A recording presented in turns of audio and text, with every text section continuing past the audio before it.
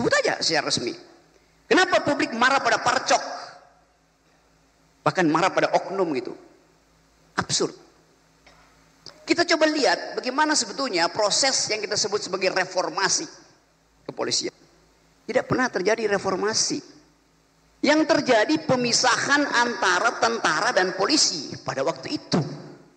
Yang terjadi adalah pemisahan kelembagaan, bukan evaluasi terhadap kondisi. Sebentar Bung Rocky, Pak Waka, isi dan judul di luar tanggung jawab moderator ya.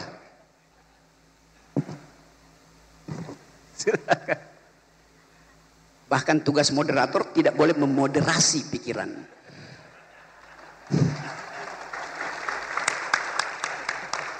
Lalu kita lihat apa sebetulnya kemarahan publik kepada parcok hari ini. Sebut aja secara resmi. Kenapa publik marah pada parcok? Bahkan marah pada oknum gitu. Absurd. Kita coba lihat bagaimana sebetulnya proses yang kita sebut sebagai reformasi kepolisian. Tidak pernah terjadi reformasi. Yang terjadi pemisahan antara tentara dan polisi pada waktu itu. Yang terjadi adalah pemisahan kelembagaan, bukan evaluasi terhadap kondisi. Sebentar Bung Rocky, Pak Waka, isi dan judul di luar tanggung jawab moderator ya. Silakan. Bahkan tugas moderator tidak boleh memoderasi pikiran.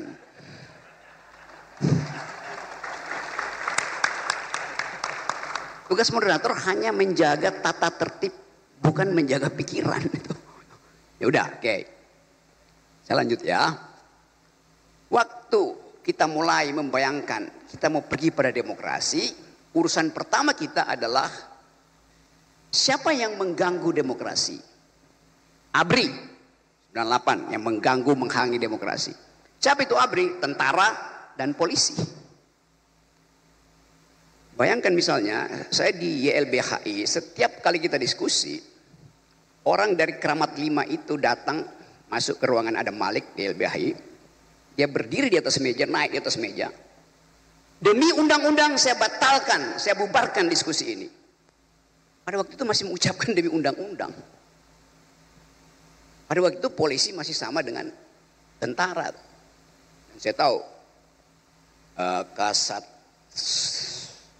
Reskrim apa waktu itu namanya adalah Tito Karnavian.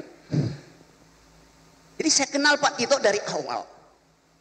Tetapi pada waktu itu pengenalan kita anggap bahwa institusi buruk, bukan personalnya yang buruk.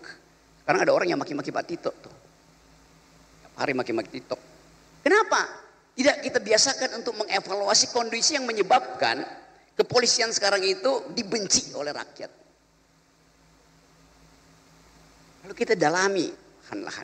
Waktu terjadi reformasi,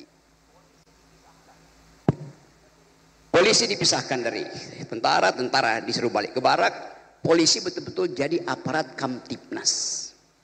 Tapi itu adalah reformasi.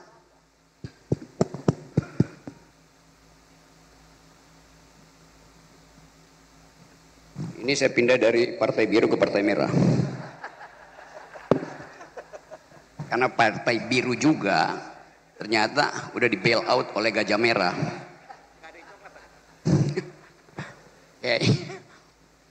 Dari mana tadi ya? Jadi yang terjadi adalah reformasi kelembagaan. Terjadi reformasi, tidak terjadi transformasi. Lembaganya dipisahkan, tetapi value-nya tidak ikut tertransformasi. Tadi dikatakan polisi harus kembali pada prinsip supremasi sipil. Itu juga salah. Yang mesti supreme itu bukan orang sipilnya, tapi nilai-nilai sipil.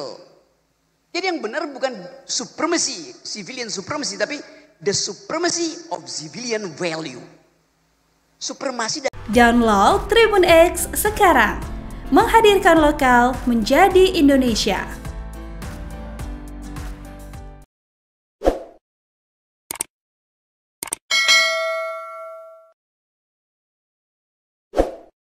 Jangan lupa subscribe ya.